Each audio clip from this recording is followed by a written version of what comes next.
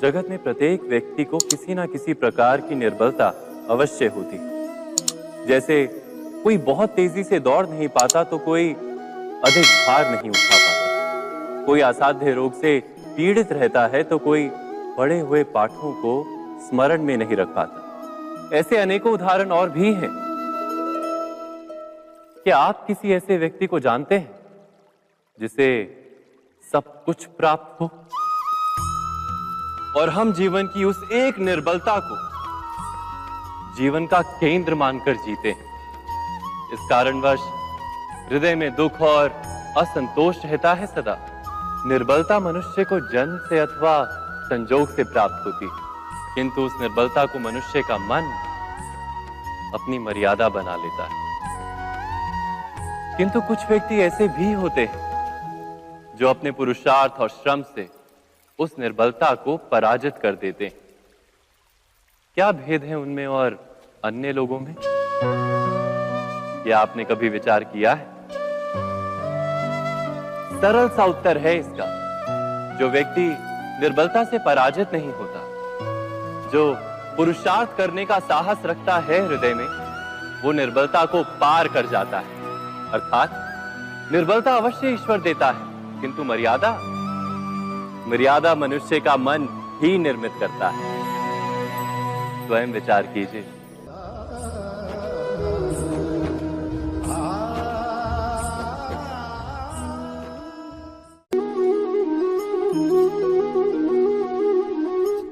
भविष्य का दूसरा नाम है संघर्ष।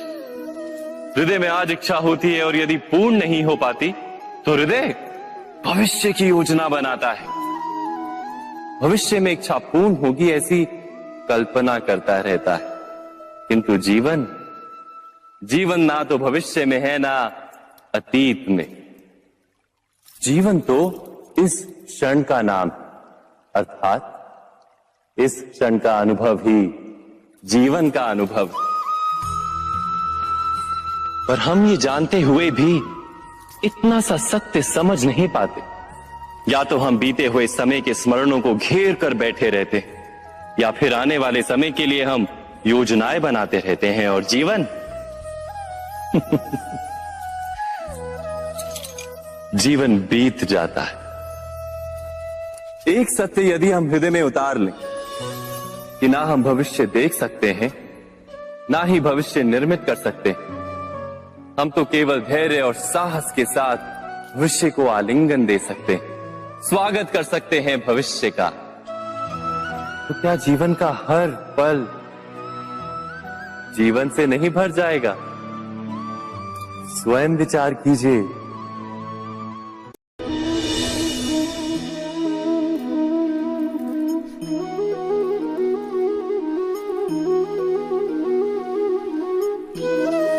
ज्ञान प्राप्ति सदा ही समर्पण से होती है, यह हम सब जानते हैं।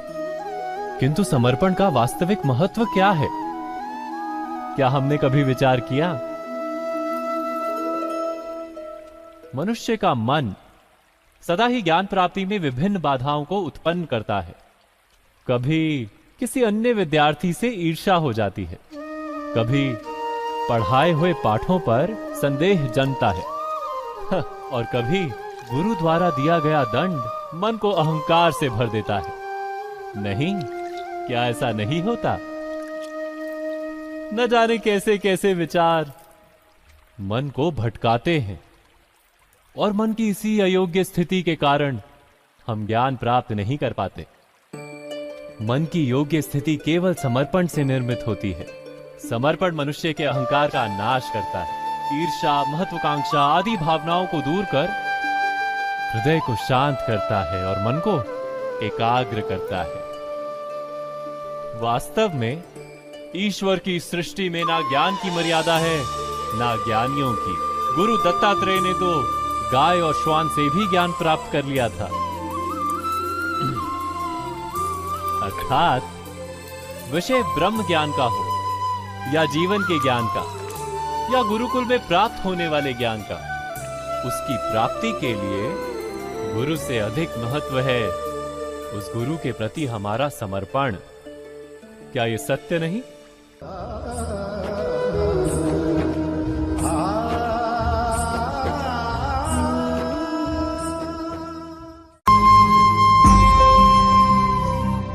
प्रत्येक मनुष्य के जीवन में ऐसा क्षण अवश्य आता है जब सारे स्वप्न, सारी आशाएं, सारे दृश्य ध्वस्त हो जाते हैं। जीवन के सारे आयोजन ही बिखर जाते हैं। एक और धर्म होता है और दूसरी ओर सुख। इसी को धर्म संकट कहते हैं। जब धर्म का वहन ही संकट हो और धर्म का त्याग ही सुख हो। विचार कीजिए, कभी किसी स्वजन के विरुद्ध सत्य बोलने का अवसर प्राप्त हो जाता है, कभी ठीक दरिद्रता के समय सरलता से चोरी करने का मार्ग प्राप्त हो जाता है, कभी किसी शक्तिशाली राजनेता या राजा के कर्मचारी का अधर्म प्रकट हो जाता है। सबके जीवन में ऐसी घटना बनती ही रहती है। अधिकतर लोग ऐसे किसी क्षण को धर्म संकट के रूप में जान ही नहीं पाते। हमें किसी प्रकार के संघर्ष का अनुभव ही नहीं होता। सहजता से सुख की ओर खींचे चले जाते हैं, जैसे मक्खी गुड़ की ओर खींची चली जाती। वास्तव में धर्म संकट का क्षण ईश्वर के निकट जाने का क्षण होता है। यदि हम संघर्षों से भयभीत ना हो, सुख की ओर आकर्षित ना हो, अपने धर्म पर दृढ़ रहे, तो ईश्वर का साक्षात्कार दूर नहीं।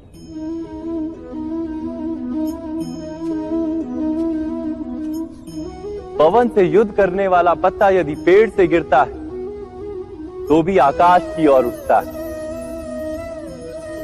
पवन से झुकने वाली घास वहीं भूमि पर रह जाती है। अर्थात धर्म संकट से यदि हम संकट को ही टाल दें तो सुख तो मिलता है, जीवन बढ़ता है, किंतु क्या चरित्र नहीं टूटता? क्या आत्मा दरिद्र नहीं हो जाती? क्या ईश्वर से अंतर नहीं हो जाता? स्वयं विचार कीजिए।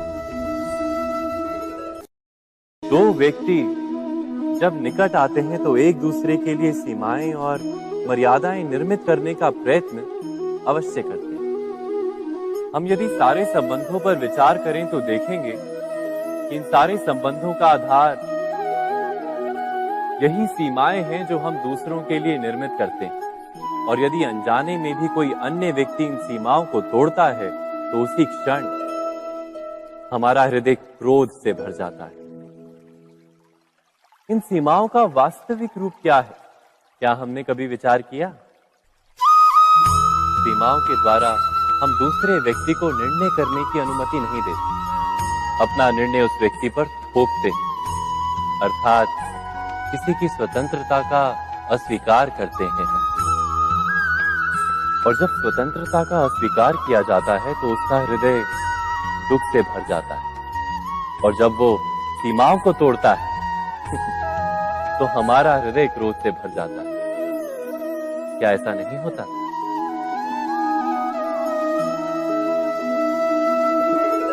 पर यदि एक दूसरे की स्वतंत्रता का सम्मान किया जाए तो किसी मर्यादाओं या सीमाओं की आवश्यकता ही नहीं होती।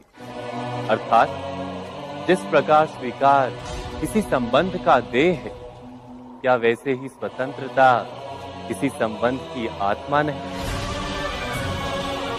स्वयं विचार कीजिए। सबके जीवन में ऐसा प्रसंग अवश्य आता है कि सत्य कहने का निश्चय होता है हृदय में, किंतु मुख से सत्य निकल नहीं पाता। कोई भय मन को घेर लेता है। किसी घटना अथवा प्रसंग के बारे में बात करना या फिर स्वयं से कोई भूल हो जाए उसके बारे में कुछ बोलना, क्या ये सत्य है? नहीं, ये तो केवल तथ्य है। अर्थात जैसा हुआ था वैसा केवल बोल देना सामान्य सी बात है। किंतु कभी कभी उस तथ्य को बोलते हुए भी भय लगता है। कदाचित किसी दूसरे की भावनाओं का विचार आता है मन। दूसरे को दुख होगा ये भय भी शब्दों को रोकता है। तो ये सत्य क्या है? क्या हमने कभी विचार किया है? जब भय रहते हुए भी कोई तथ्य बोलता है तो वो सत्य कहलाता है। वास्तव में सत्य कुछ और नहीं, केवल निर्भयता का दूसरा नाम है। और निर्भय होने का कोई समय नहीं होता, क्योंकि निर्भयता आत्मा का स्वभाव है। अर्थात क्या प्रत्येक क्षण सत्य बोलने का क्षण नहीं होता?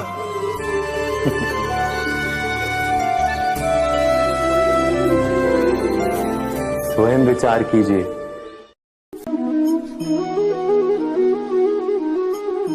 श्रेष्ठता का क्या अर्थ है? श्रेष्ठता का अर्थ है दूसरों से अधिक ज्ञान प्राप्त करना। अर्थात मूल्य इस बात का नहीं कि स्वयं कितना ज्ञान प्राप्त किया, मूल्य इस बात का है कि प्राप्त किया हुआ ज्ञान अन्य लोगों से कितना अधिक है। अर्थात श्रेष्ठता की इच्छा ज्ञान प्राप्ति को भी एक स्पर्धा बना देती है। और स्पर्धा में विजय अंतिम कब होती है?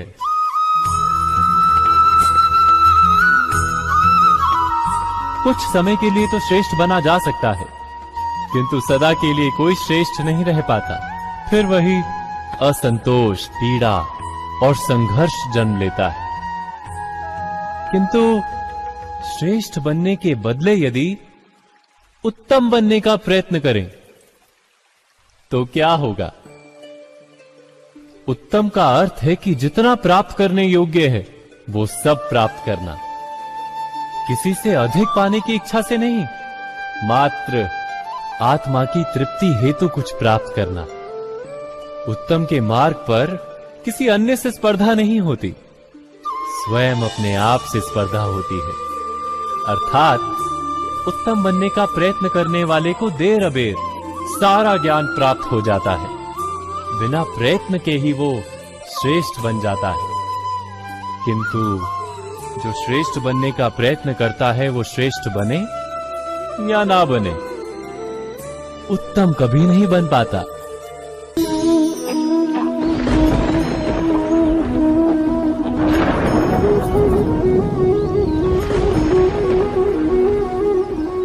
सपनों और पूर्वाभासों के आधार पर हम भविष्य के सुख दुख की कल्पना करते हैं। भविष्य के दुख का कारण दूर करने के लिए हम आज योजना बनाते हैं।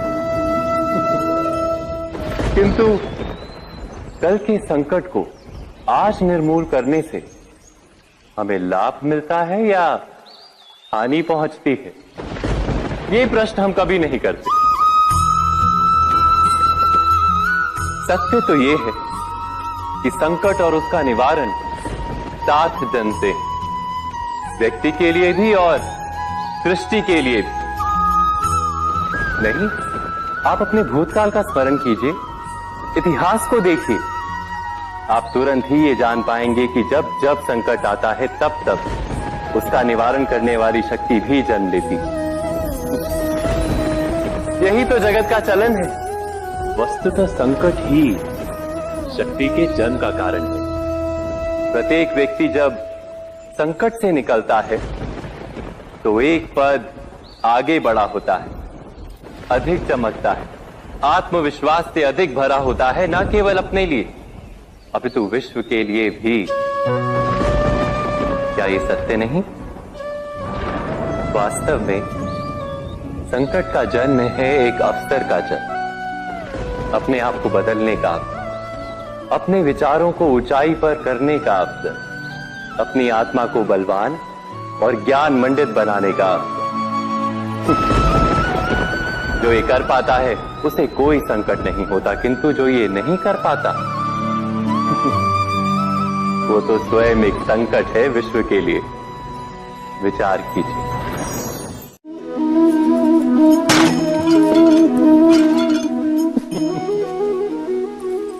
कभी कभी कोई घटना मनुष्य के जीवन की सारी योजनाओं को तोड़ देती और मनुष्य उस आघात को अपने जीवन का केंद्र मान लेता। पर क्या भविष्य मनुष्य की योजनाओं के आधार पर निर्मित होते हैं? नहीं। जिस प्रकार किसी ऊंचे पर्वत पर सर्वप्रथम चढ़ने वाला उस पर्वत की तलाई में बैठकर जो योजना बनाता है, क्या वही योजना उसे उस पर्वत की चोटी तक पहुंचाती है? नहीं। वास्तव में वो जैसे जैसे ऊपर चढ़ता है वैसे वैसे उसे नई नई चुनौतियां, नई नई विडंबनाएं, नए नए अवरोध मिलते हैं। प्रत्येक पद पर वो अपने अगले पद का निर्णय करता है। प्रत्येक पद पर उसे अपनी योजनाओं को बदलना पड़ता है। कहीं पुरानी योजना उसे खाई में ना ढकेल दे। वो पर्वत को अपने योग्य नहीं बना पाता, केवल स्वयं को पर्वत के योग्य बना सकता है। क्या जीवन के साथ भी ऐसा ही नहीं? जब मनुष्य जीवन में किसी एक चुनौती को, एक अवरोध को अपने जीवन का केंद्र मान लेता है, अपने जीवन की गति को ही रोक देता है, तो वो अपने जीवन में सफल नहीं बन पाता और ना ही सुख और शांति प्राप्त कर पाता। अर्थात जीवन को अपने योग्य बनाने के बदले स्वयं अपने को जीवन के योग्य बनाना ही सफलता और सुख का एकमात्र मार्ग नहीं। स्वयं विचार कीजिए।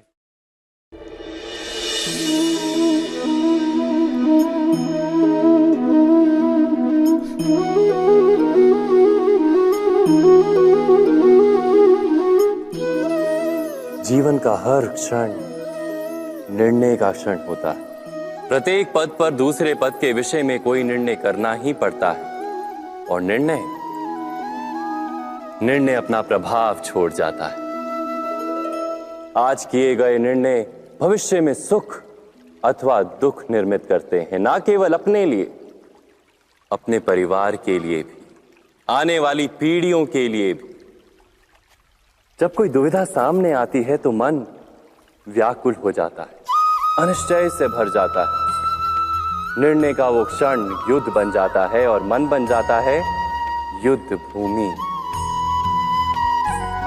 अधिकतर निर्णय हम दुविधा का उपाय करने के लिए नहीं, केवल मन को शांत करने के लिए लेते हैं।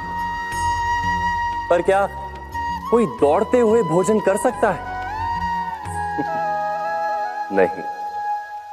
तो क्या युद्ध से जूझता हुआ मन कोई योग्य निर्णय ले पाएगा?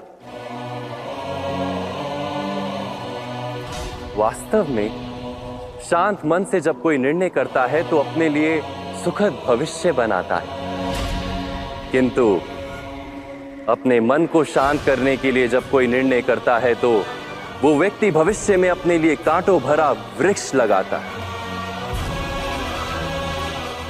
स्वयं विचार कीजिएगा।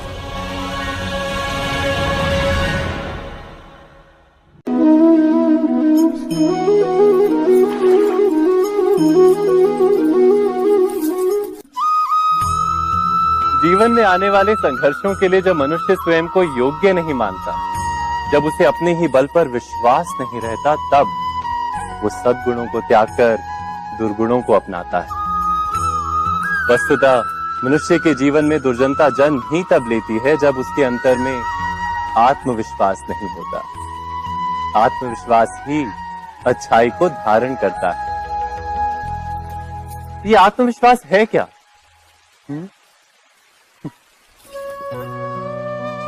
जब मनुष्य ये मानता है कि जीवन का संघर्ष उसे दुर्बल बनाता है, तो उसे अपने ऊपर विश्वास नहीं रहता। वो संघर्ष के पार जाने के बदले संघर्ष से छूटने के उपाय ढूंढने लगता है। किंतु जब वो ये समझता है कि ये संघर्ष उसे अधिक शक्तिशाली बनाते हैं, ठीक जैसे व्यायाम करने से देह की शक्ति बढ़ती, तो प्रत्येक संघर्ष के साथ उसका उत्साह बढ़ता है। अर्थात आत्मविश्वास और कुछ भी नहीं, मन की स्थिति, जीवन को देखने का दृष्टिकोण मात्र है। और जीवन का दृष्टिकोण तो मनुष्य के अपने वश में होता है। स्वयं विचार कीजिए।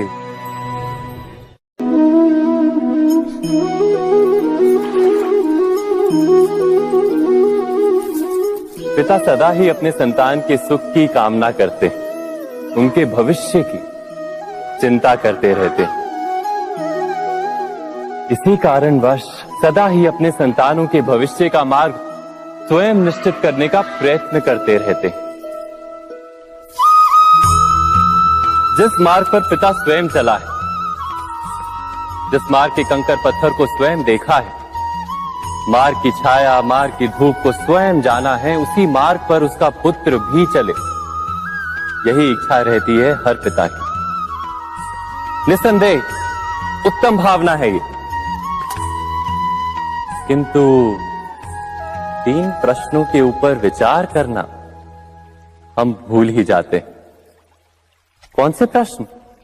प्रथम प्रश्न, क्या समय के साथ प्रत्येक मार्ग बदल नहीं जाते? क्या समय सदा ही नई चुनौतियों को लेकर नहीं आता?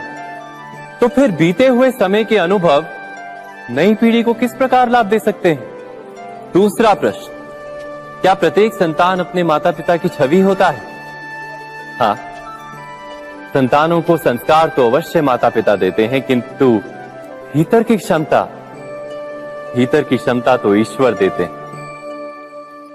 तो जिस मार्ग पर पिता को सफलता मिली है, विश्वास है कि उसी मार्ग पर उसकी संतानों को भी सफलता और सुख प्राप्त होगा। तीसरा प्रश्न, क्या जीवन के संघर्ष और चुनौतियां लाभकारी नहीं होती? क्या प्रत्येक नया प्रश्न एक नए उत्तर का द्वार नहीं खोलता? तो फिर संतानों को नए नए प्रश्नों, संघर्षों और चुनौतियों से दूर रखना, ये उनके लिए लाभ करना कहलाएगा या हानि पहुंचाना?